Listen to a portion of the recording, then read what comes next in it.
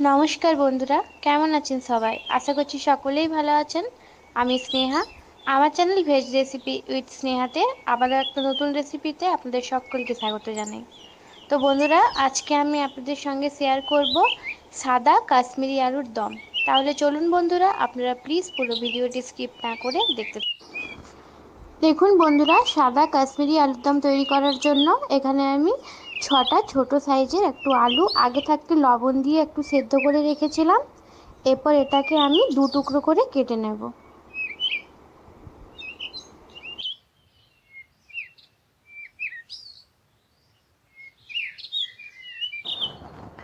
এরপর আমি রান্নাটা শুরু করব। এই জন্য দেখুন, কড়াইতে দিয়ে দেবো অল্প পরিমাণে বাটার। বাটারটা গলে গেলে এখানে আমি দিয়ে দেবো কিউব করে কেটে রাখা ক্যাপসিকাম এবং টমেটো। এটা এরপর খুব ভালো করে ভেজে নিতে হবে।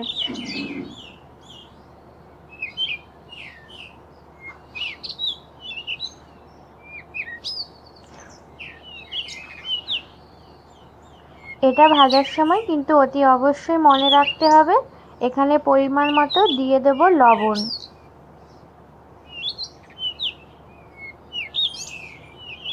এরপর এটাকে আরও বেশ কিছুক্ষণ ধরে খুব ভালো করে ভেজে নিতে হবে।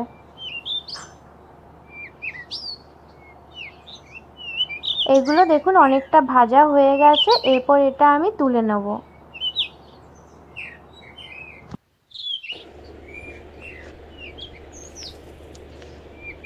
এরপর বন্ধুরা, কড়াইতে আমি দিয়ে দেবো পরিমাণ মতো সরষের তেল।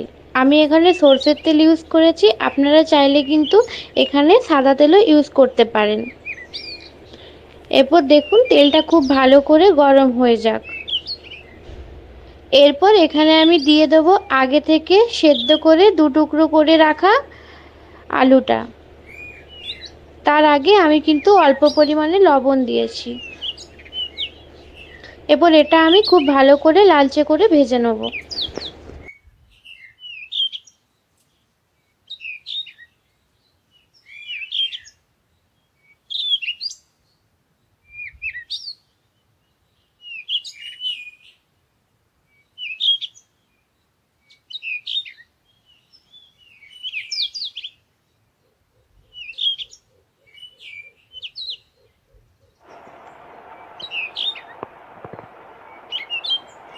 দেখুন বন্ধুরা, আমার আলুগুলো ভাজা হয়ে গেছে। এরপর আলুগুলো আমি তুলে নিচ্ছি।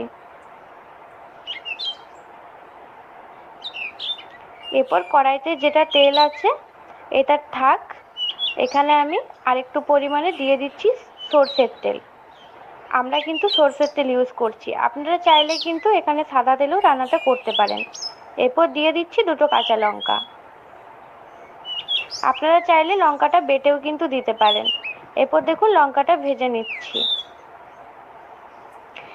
এরপর এখানে দিয়ে দিচ্ছি এভারেস্টের হিং। আমি কিন্তু প্রত্যেকটা রান্নার ক্ষেত্রেই বলেছিলাম, নিরামিষ যে কোনো রান্নাতে কিন্তু হিং অতি অবশ্যই ইউজ করবেন, এতে কিন্তু রান্নার টেস্ট খুব ভালো হয়। এরপর হিংটার কাঁচা লঙ্কাটা আমি খুব ভালো করে ভেজে নিচ্ছি। এরপর এখানে দিয়ে দিলাম আদা বাটা। আদা, কাঁচা লঙ্কা, হিংটা আমি খুব ভালো করে ভেজে নেব।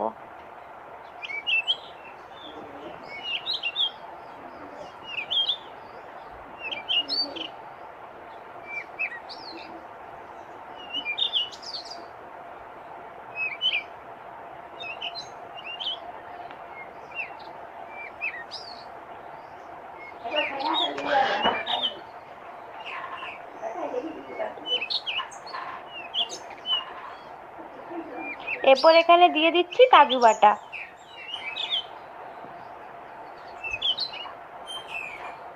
কাজু বাটাটা দিয়ে কিন্তু অনবরত নাড়াতে হবে, না হলে কিন্তু নিচে লেগে যেতে পারে।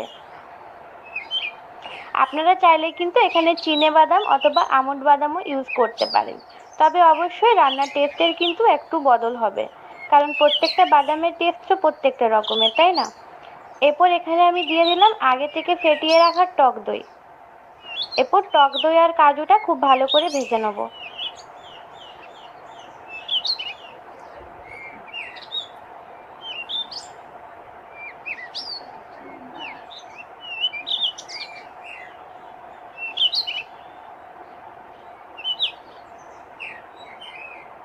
এরপর এখানে আমি দিয়ে দেবো কাশ্মীরি লাল লঙ্কার গুঁড়ো।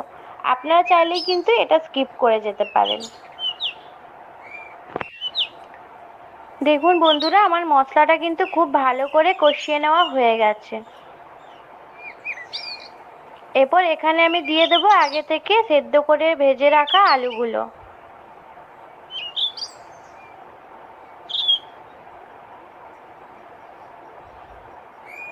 এরপর এটা আমি খুব ভালো করে কষিয়ে নেব। কষানোর আগে এখানে আমি একটা ভাজা মশলা দিচ্ছি। এখানে আমি ভাজা মশলাতে দিয়েছি গোটা জিরে, গোটা ধনে, শুকনো লঙ্কা এবং গোটা গরম মশলা। সবগুলো একসাথে আমি শুকনো খোলায় ভেজে গুঁড়িয়ে রেখেছিলাম, সেটাই এখানে দিয়ে দিলাম। এরপর এটা কিন্তু আরও আমি মিনিট 5 কষিয়ে নেব। এখানে আমি এরপর দেব পরিমাণ মতো লবণ।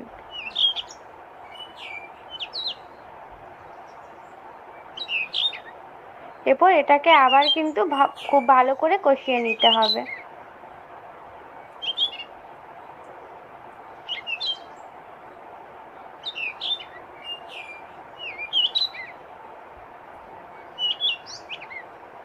দেখুন বন্ধুরা, এরপর এখানে আমি দিয়ে দেবো 1 বাটি দুধ। এখানে কিন্তু গরুর দুধ ইউজ করা হয়েছে। আপনারা চাইলে কিন্তু এখানে আমুলের দুধও ইউজ করতে পারেন। এরপর এই অবস্থাতে এটা আমি মিনিট 5 কিন্তু ফুটিয়ে নেব। এখানে আমি দিয়ে দিচ্ছি কিছুটা পরিমাণে চিনি। নিরামিষ রান্নাতে কিন্তু চিনিটা দিলে খেতে খুব ভালো হয়। নিরামিষ যে কোনো রান্নাতে কিন্তু চিনি দেওয়ার চেষ্টা করবেন, এতে কিন্তু রান্নার টেস্ট খুব ভালো হয়। এরপর এটা আমি বেশ কিছুক্ষণের জন্য একটু ফুটতে দেব। দেখুন বন্ধুরা, এটা কিন্তু মিনিট 5 ফোটানো হয়ে গেছে। এরপর এখানে আমি আগে থেকে ভেজে রাখা টমেটো আর ক্যাপসিকামটা দিয়ে দেবো। এটা দিয়ে কিন্তু আরও মিনিট 5 ফোটাতে হবে।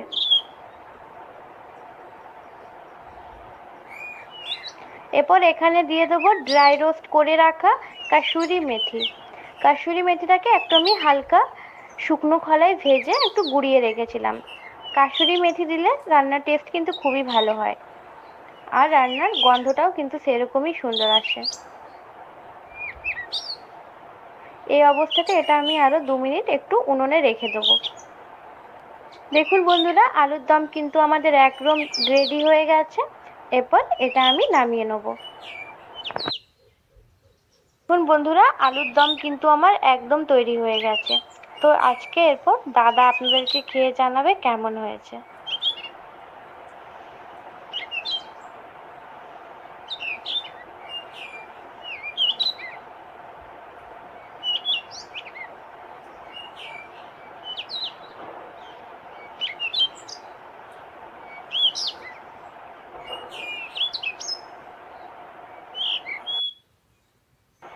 তো বন্ধুরা, আমি যেভাবে তৈরি করে দেখিয়েছি, আমার এই রেসিপিটা ফলো করে আপনারা অবশ্যই বাড়িতে একবার তৈরি করে দেখবেন।